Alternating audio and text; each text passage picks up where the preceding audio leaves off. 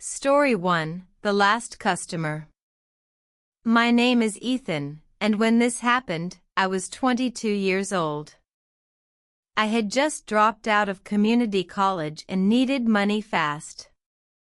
The only place hiring was a small gas station sitting just off Interstate 81 in rural Pennsylvania. It wasn't the kind of place people stopped unless they absolutely had to. There were no restaurants nearby. No neighborhoods. Just miles of dark highways surrounded by thick woods. During the day, the job was boring. Truck drivers grabbed coffee. Families stopped for snacks. Locals bought cigarettes and lottery tickets. But the night shift felt like working in another world. My schedule was simple. 11 at night until 7 in the morning. For 8 hours, I was completely alone. There was no security guard. No second employee. Just me. A cash register. And 16 security cameras that covered every corner of the property. The manager, Rick, had worked there for almost 15 years.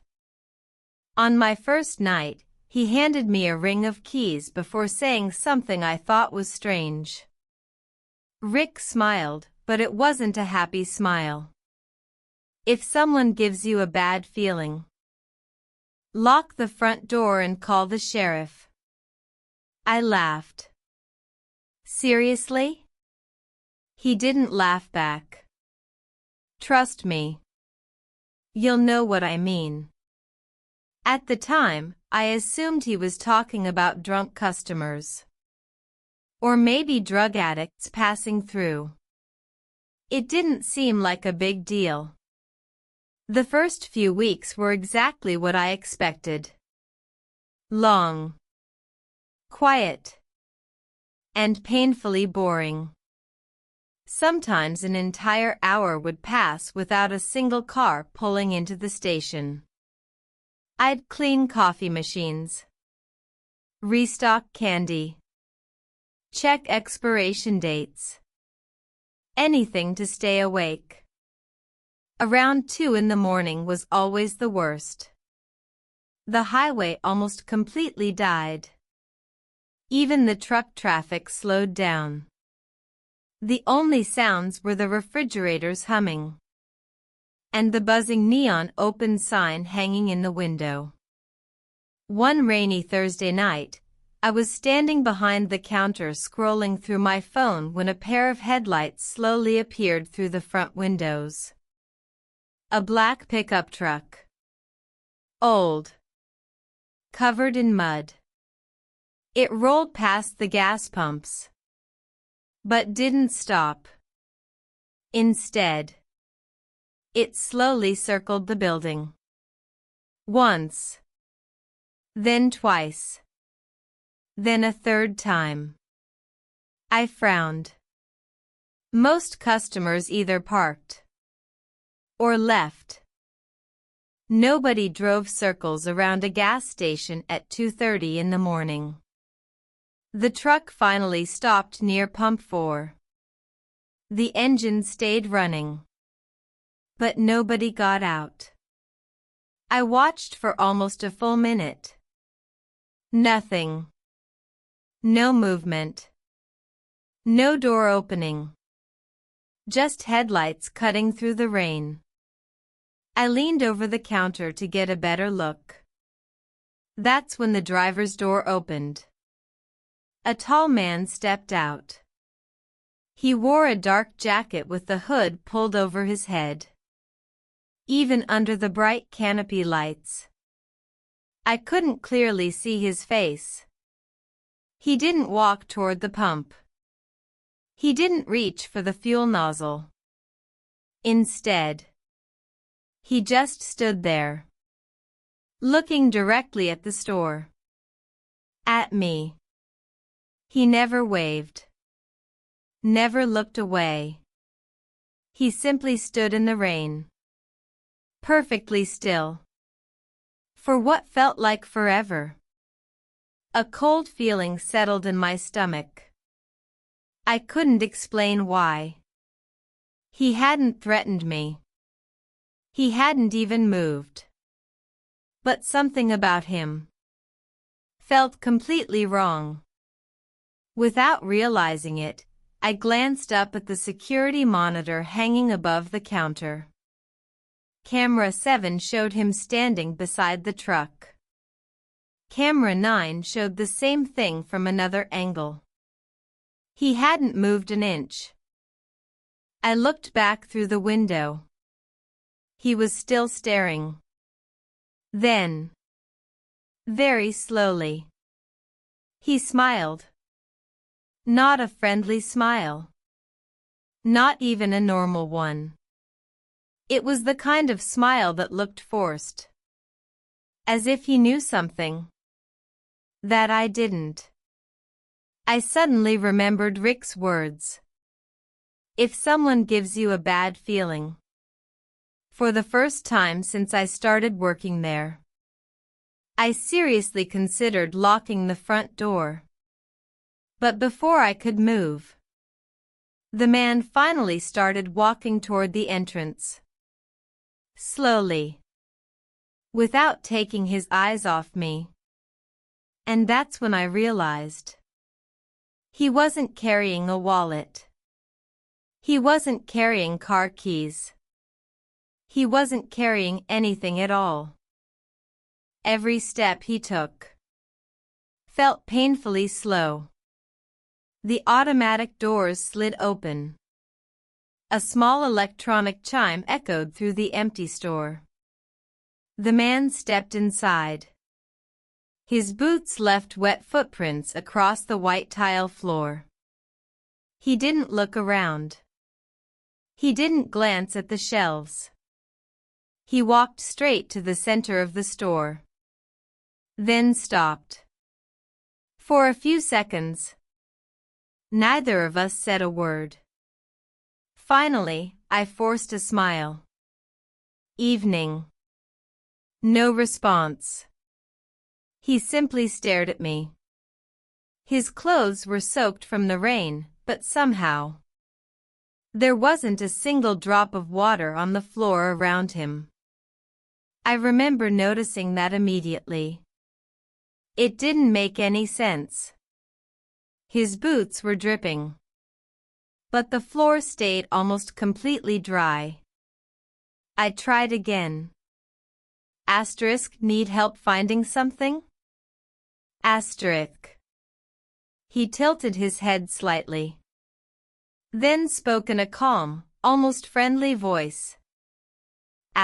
Quiet night? Yeah. Usually is. He nodded once. Then slowly turned toward one of the aisles. I let out a breath I didn't realize I had been holding. Maybe Rick had been right.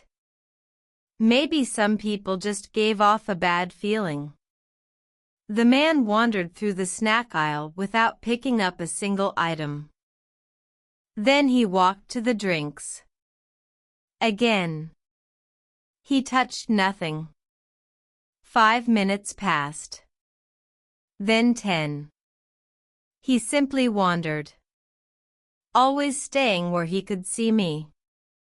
Every time I looked up, his eyes were already on me. Trying to distract myself, I looked at the security monitor. Camera 3 showed the snack aisle. Camera 5 covered the coolers. Camera 8 faced the parking lot. Everything looked normal. Except the black pickup truck was still sitting beside pump 4. Its engine was running. Headlights on. Driver's door still wide open. No one inside. I looked back toward the man. He was standing at the coffee station now. completely motionless, just watching me. Something suddenly crossed my mind. If he was inside the store, then who had left the truck running? A chill ran through my body. I looked back at the monitor. The truck hadn't moved. The driver's seat looked empty. I stared for several seconds. Then, movement. Someone walked behind the truck. Fast. Too fast. Just a dark figure crossing the edge of the camera. I blinked. Gone. I switched to another camera. Nothing. Another one. Nothing again. Maybe it was just rain. Maybe my eyes were playing tricks on me. That's what I kept telling myself. Then the man spoke again. Without turning around. Asterisk, you have a lot of cameras. Asterisk. I froze. Yeah. Asterisk, company policy. Asterisk. He smiled without looking at me. Asterisk, cameras don't always show everything. Asterisk. The words hit me harder than they should have. Before I could answer, the lights flickered. Once. Twice. Then everything went dark. The refrigerators fell silent. The buzzing neon sign disappeared. For the first time all night, there was absolute silence. 3 seconds later, the emergency lights turned on. A dim red glow filled the store. My heart was pounding. I looked toward the coffee station. The man was gone. He hadn't run. I hadn't heard footsteps. He had simply disappeared. I immediately looked toward the front doors. They were still closed. No one had walked out. No one had come in. I grabbed the flashlight from beneath the counter. My hands were shaking. Because somewhere inside that small gas station, I knew I wasn't alone anymore. The flashlight beam cut through the darkness. It wasn't very powerful. Just enough to light up a few shelves ahead of me. Everything else disappeared into shadows. I took a deep breath. Asterisk, sir? Asterisk. No answer. Asterisk, if you're still inside, I need you to come to the front. Asterisk. Silence. I slowly walked past the coffee station. Still empty. The fresh coffee pot was sitting exactly where it had been a minute earlier. Nothing looked disturbed. I checked the snack aisle. Nobody. The drink coolers. Empty. The restroom door was open. No one inside. I told myself I was overreacting. Maybe the power outage had unlocked the automatic doors. Maybe he had simply walked out while I wasn't looking. That had to be it. It was the only explanation that made sense.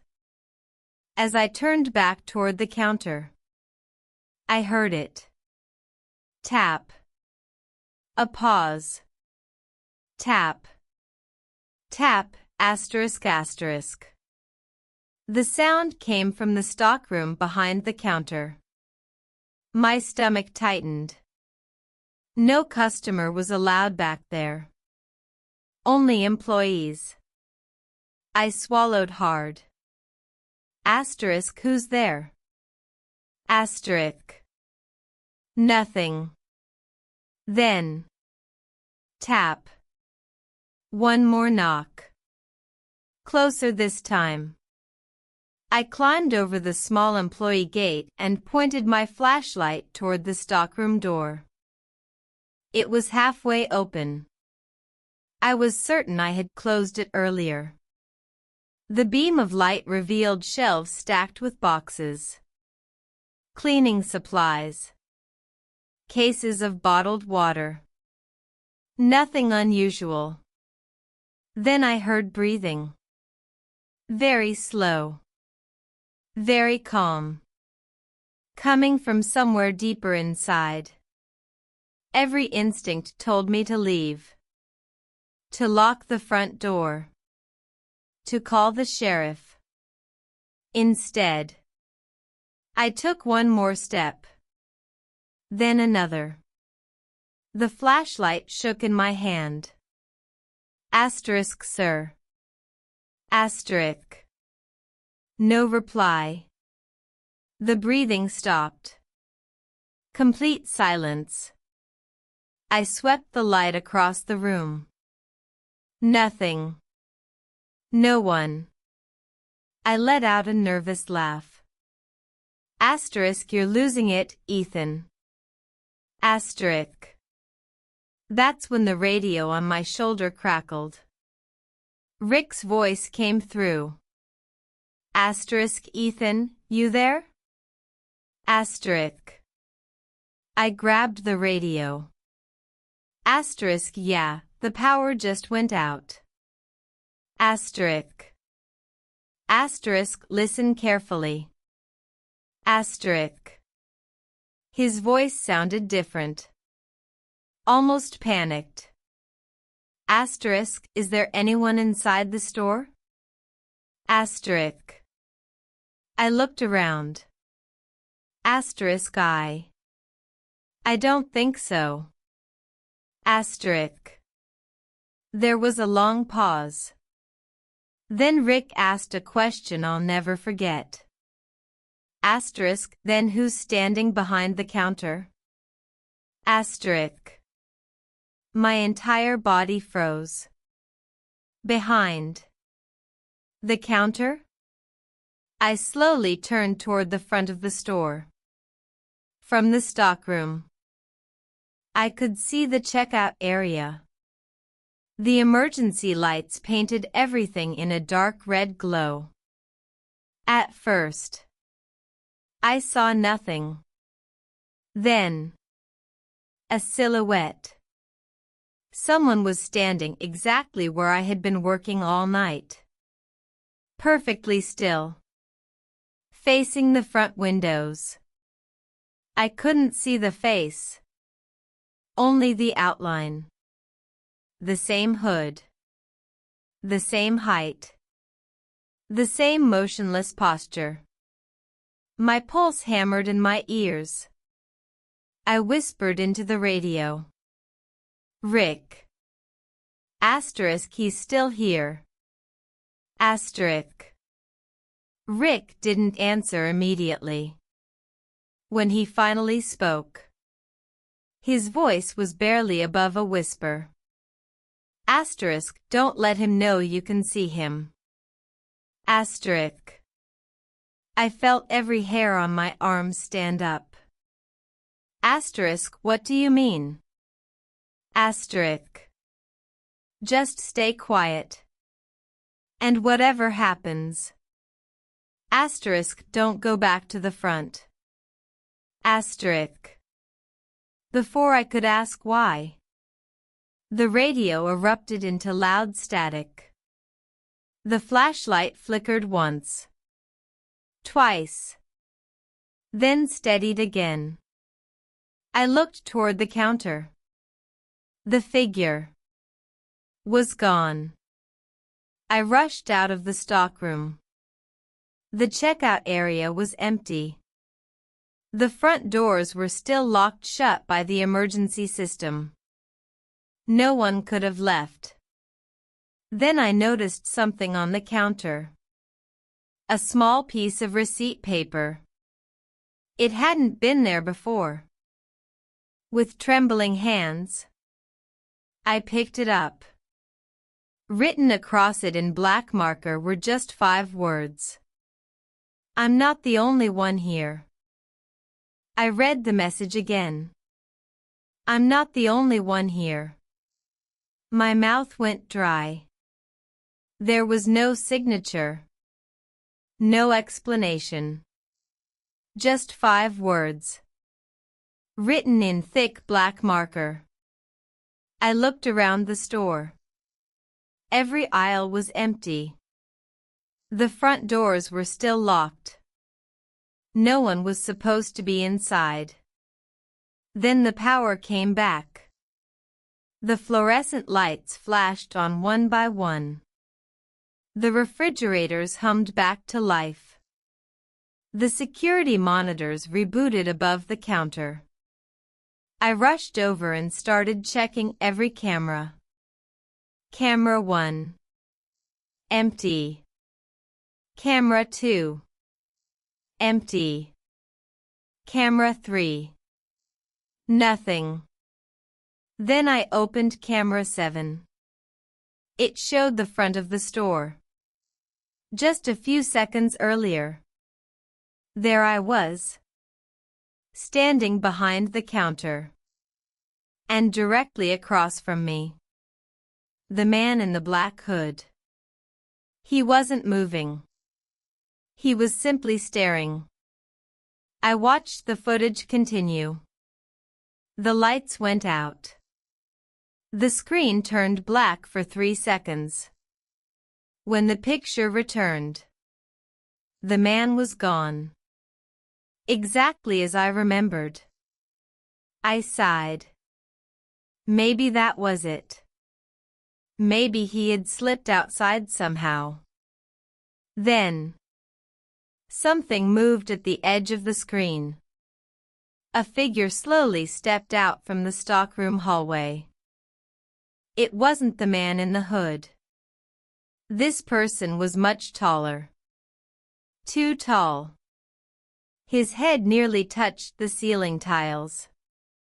His entire body was covered in darkness.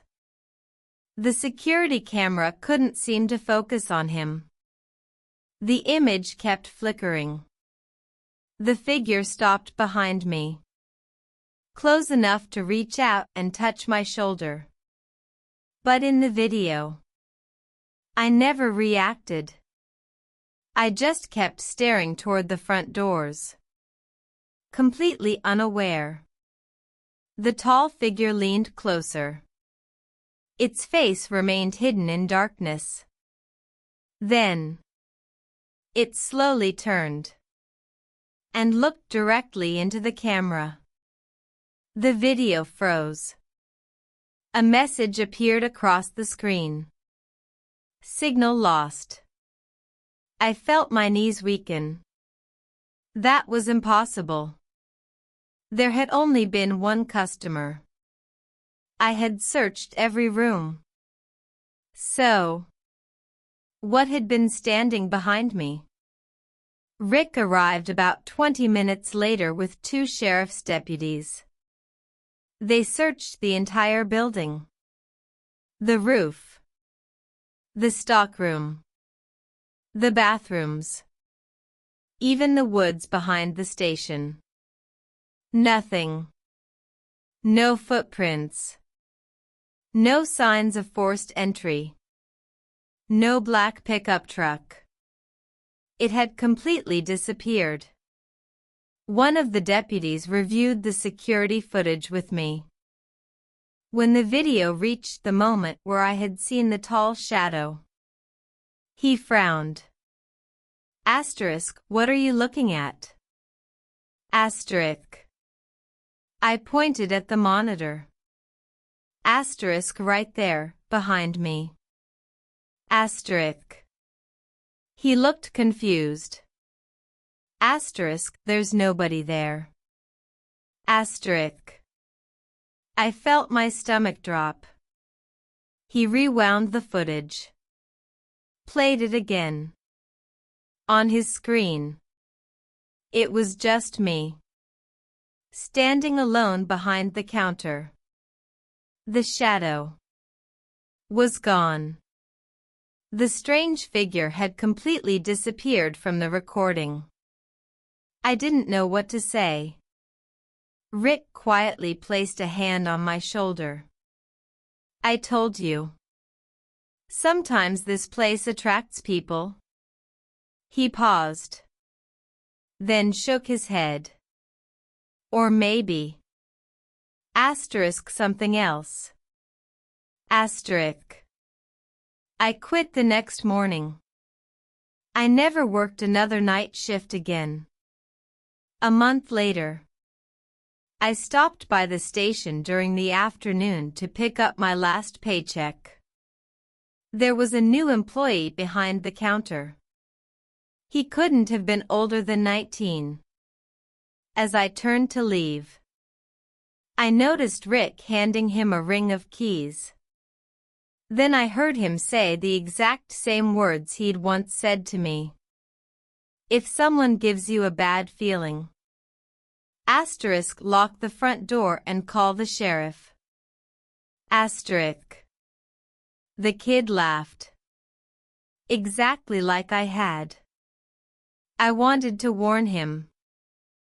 I wanted to tell him everything. But before I could speak, I looked through the front window. Across the parking lot. Near Pump 4. A muddy black pickup truck slowly pulled in. The engine stayed running. The driver's door opened. And a man wearing a black hood stepped out. He didn't look at the pumps. He didn't look at the store. He looked directly at me. Then he smiled. Story 2, Pump number 6. This happened during my second year working the night shift at a gas station outside Amarillo, Texas. By then, I'd already seen my share of strange customers. Drunk drivers. Runaways. People arguing in the parking lot. Even a police chase that ended right in front of the store. After a while, you stop being surprised. Or at least, you think you do. It was just after 3 a.m. The kind of hour where the world feels abandoned. No traffic. No voices. Just the distant sound of trucks somewhere on the interstate. I had just finished mopping the floor when headlights appeared from the highway. A silver sedan slowly turned into the station. It didn't seem unusual. At first, the car rolled past Pump 1. Then Pump 2. 3. 4. 5. Finally, it stopped in front of Pump number 6. The engine shut off. The headlights stayed on. I waited for the driver to get out. 5 seconds. 10. 20. Nothing. I looked through the front window. The driver's seat was too dark to see clearly. Maybe someone was looking for their wallet. Maybe they were sending a text. People did that all the time. I went back to stocking cigarettes behind the counter. A minute later, I looked outside again. The car hadn't moved. Still parked. Still silent. Something about it started bothering me. Not because it was there, but because absolutely nothing was happening. No door opened. No brake lights. No movement inside. Just stillness. I picked up the store phone and called Pump 6. Every pump had a small speaker customers could use if they needed help. The line connected. Asterisk pump 6. Can I help you? Asterisk. Silence. Then, a soft crackling sound. I frowned. Asterisk hello? Asterisk. The crackling stopped. For a second, I thought I heard breathing. Very faint. Then, click. The line disconnected. A cold feeling settled in my chest. I grabbed my flashlight. Not because I thought something dangerous was happening. Just because something didn't feel right. I stepped outside. The cool night air hit my face. Everything was quiet. Too quiet. The silver sedan sat under the bright canopy lights. Its windows were heavily tinted. I couldn't see inside. I walked slowly toward the driver's side. Each step echoed across the empty concrete. Asterisk, sir? Asterisk. No answer. I stopped beside the driver's window. The engine was off. But the radio inside the car was quietly playing. Old country music. I knocked on the glass. Knock. Knock, asterisk, asterisk. No response. I leaned forward and cupped my hands against the glass. That's when I finally saw inside. The driver's seat was empty. My heartbeat instantly sped up. I quickly checked the passenger seat. Empty. The back seats. Also empty. No one. The keys were still hanging from the ignition. The radio was still playing. But there wasn't a single person inside the vehicle. I took 2 steps backward, trying to make sense of what I was seeing.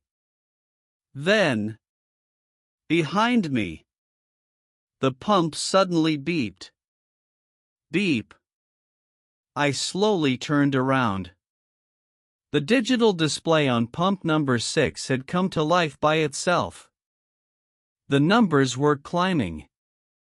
0.31, 0.68, 1.12, 2.47 gallons. Fuel was being dispensed. But no one was holding the nozzle. I stared in disbelief. The nozzle was still hanging exactly where it belonged. Locked in place. Yet somehow, the pump kept counting upward. As if someone I couldn't see was filling an invisible car. I couldn't take my eyes off the display. 3.81 gallons. 4.26. 5.14. The numbers kept climbing. But the nozzle never moved. It was still locked securely in its holder. That shouldn't have been possible. Modern pumps don't dispense fuel unless the nozzle is removed. At least, they're not supposed to. I slowly reached for the handle. The moment my fingers touched it, the display froze. 6.03 gallons. Silence. No humming. No clicking. Nothing. I carefully lifted the nozzle. It was completely dry. Not a single drop of gasoline. I looked down. The ground beneath the pump was dry too. No fuel. No leak. No smell. It was as if nothing had happened. I forced a nervous laugh. Bad sensor. That had to be it. A software glitch. Nothing more. I placed the nozzle back. The display instantly reset to 0. I turned toward the store. That's when I noticed something that made my stomach drop. The silver sedan was gone. I stared at the empty parking space. I hadn't heard an engine start. I hadn't heard tires move. I had been standing less than 10 feet away. There was no way a car could leave without me noticing. Yet, it had vanished. A cold breeze swept across the station. For the first time that night, I felt genuinely afraid. I hurried back inside and locked the front door. The familiar click made me feel slightly safer. I walked straight to the security monitors. There were 8 cameras covering every angle outside. I rewound the recording by 2 minutes. The sedan appeared exactly where I remembered. Parked at pump 6. Engine off. Headlights on. I pressed play. The timestamp rolled forward. 3 hours 17 minutes and 42 seconds? 3 hours 17 minutes and 43 seconds? 3 hours 17 minutes and 44 seconds? Nothing. Then, without warning, the image flickered. Just once. For less than a second. The screen filled with static. When the picture returned, the sedan was gone. Not driving away. Not backing up. Just gone. Every other camera showed the exact same thing. One frame. It was there. The next. Empty pavement. I replayed the footage 5 more times. Always the same result. No explanation. No movement. No headlights leaving the station. It simply ceased to exist. My phone buzzed. I nearly dropped it. It was my manager, Carl. Everything okay?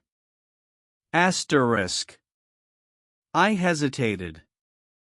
Then told him everything. There was a long silence. Finally, he sighed. You're at pump 6, aren't you? I frowned. Yeah. Another pause. Listen carefully. Don't use that pump tonight. Close it until morning. I felt a chill run through me. Why? Carl didn't answer immediately. When he finally spoke, his voice was unusually quiet. Because you're not the first employee who's called me about it. My heart skipped a beat. What do you mean? Just shut it down. I'll explain tomorrow. The call ended. I walked back outside carrying the orange out of order cover. The station was completely silent again. I pulled the cover over pump number 6. stepped back, and took one last look. Everything seemed normal. Until the digital display lit up by itself. 0.01, 0.02, 0.03. The numbers started climbing again. Slowly. Steadily. As though someone had just picked up the nozzle. But this time, I could clearly see it. The nozzle was still hanging exactly where it belonged. Then, very softly, a voice whispered from somewhere behind me. "Fill it up." I spun around. There was no one there. The parking lot was completely empty. I searched the entire parking lot. Nothing. No footsteps. No cars. No people. The whisper had sounded so close. Like someone had been standing right behind my shoulder. I slowly backed toward the store without taking my eyes off pump number 6. The display finally stopped. 12.84 gallons. Then it reset to 0. By itself. I locked the front door again and waited for sunrise. Every passing minute felt like an hour. No more customers came. No more cars pulled in. Just before 7 in the morning, Carl arrived. He looked exhausted. Like he hadn't slept all night. The first thing he asked wasn't whether I was okay. It wasn't whether anything had been stolen. He simply asked. Did you hear the voice? Asterisk. I stared at him. How did you know? Asterisk. Carl looked toward pump number 6 through the window. Then quietly nodded. Because everyone hears it. Asterisk. A chill ran down my spine. Everyone? Asterisk. He sighed and motioned for me to sit down. About 8 years ago. A man stopped here just after 3 in the morning. Asterisk. He was driving home after working a double shift. Asterisk. He filled his tank at pump number 6. Asterisk. Before he could leave. Asterisk. A speeding semi-truck lost control on the highway. Asterisk. It crashed straight through the station. Asterisk. The driver at pump 6 never had a chance. Asterisk. I didn't say a word. Carl continued. After the station was rebuilt, employees started reporting strange things. Asterisk. Cars that disappeared. Asterisk. Pumps activating by themselves. Asterisk. A man asking for a full tank. Even though no one was there. Asterisk. I wanted to laugh. To tell him ghosts weren't real. But after what I'd seen, I couldn't. Later that morning, the maintenance company arrived to inspect the pump. They tested every wire, every sensor, every valve. Everything worked perfectly. According to their report, pump number 6 had never dispensed a single drop of fuel during my shift. Not 1 gallon. Not even 1 ounce. Yet I had watched the numbers climb with my own eyes. Weeks passed. I tried convincing myself it had all been stress. Lack of sleep. An overactive imagination. Eventually, I transferred to a different location. A station nearly 50 miles away. I never mentioned pump number 6 again. Almost a year later, I stopped at my old station while driving through town. Just to grab a coffee. Carl was still working there. He smiled when he saw me. Haven't seen you in a while. I smiled back. How's business? His smile disappeared. He looked toward the pumps. Busy enough. As I walked back to my car, something caught my attention. A silver sedan had just pulled up. To pump number 6. The same model. The same color. The same dark tinted windows. The driver never got out. I stood there watching. 30 seconds passed. Then a minute. The car remained perfectly still. Without thinking, I started walking toward it. Halfway across the lot, Carl shouted my name. Don't go over there. I stopped. The moment I turned back to look at the sedan, it was gone. Not driving away. Not pulling out. Gone. Only pump number 6 remained. Its screen slowly lit up.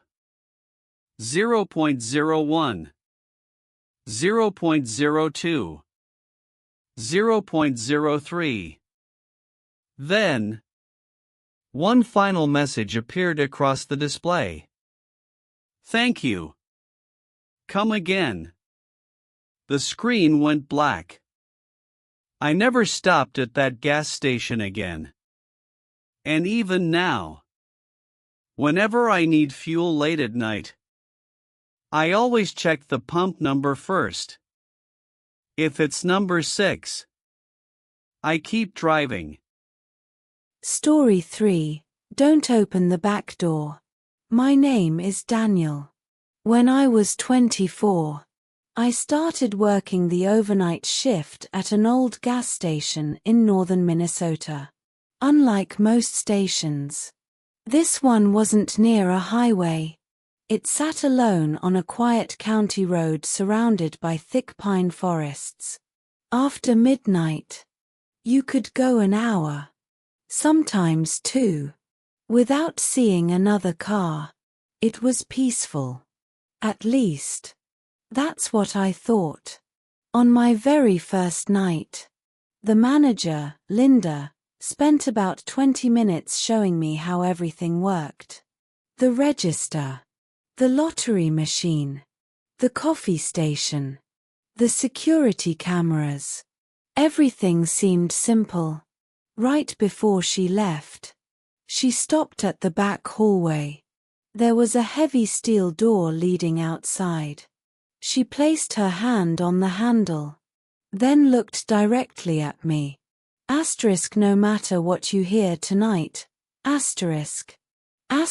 Don't open this door.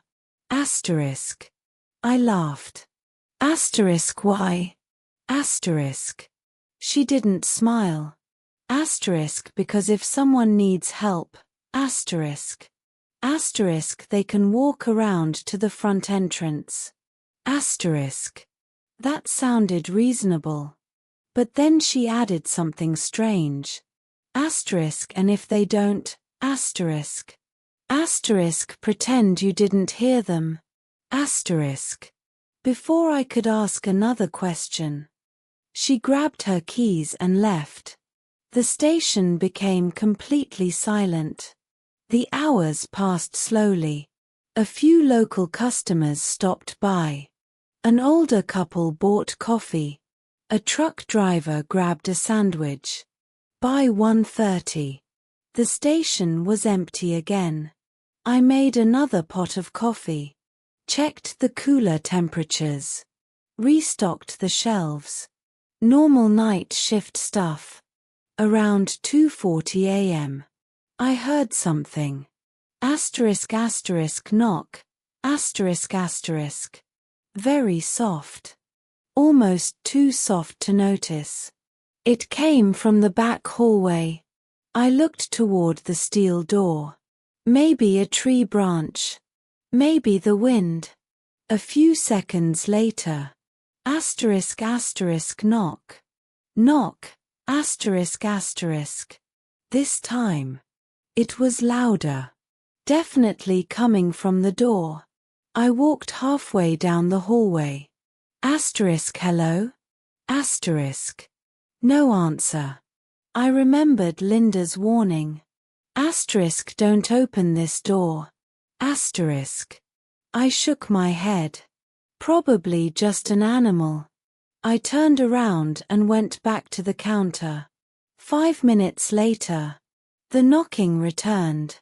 Only this time, it wasn't a knock. It was 3 slow scratches. Scratch. Scratch. Scratch. Every hair on my arms stood up. Animals don't scratch like that. Not so. Deliberately. I opened the security cameras. Camera 5 showed the back hallway. Camera 6 pointed directly outside the back door. I expected to see someone standing there. Instead, the screen showed nothing. The back porch was empty. No person. No animal.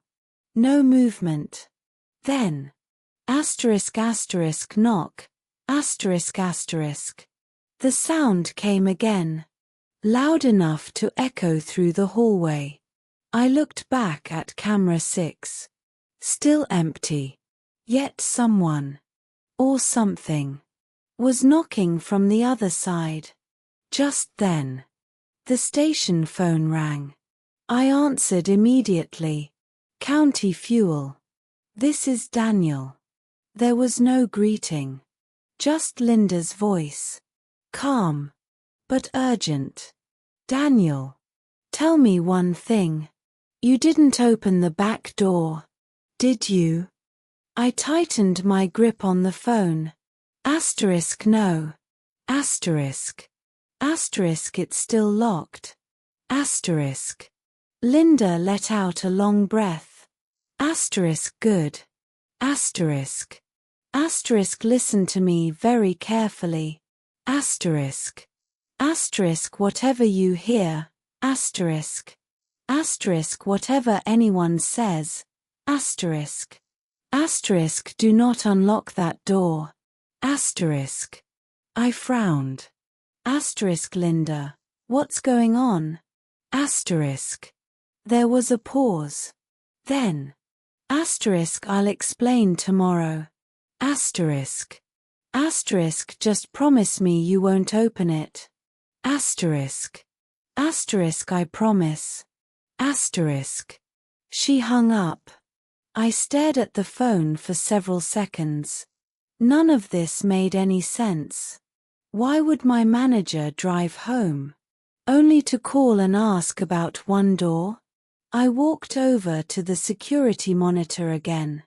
Camera 6 still showed the back entrance. Empty. No person. No movement. The porch light illuminated every inch of the concrete steps. There was nowhere for anyone to hide. Then, the knocking returned. Only this time, it came in a pattern. Asterisk asterisk knock. Asterisk asterisk.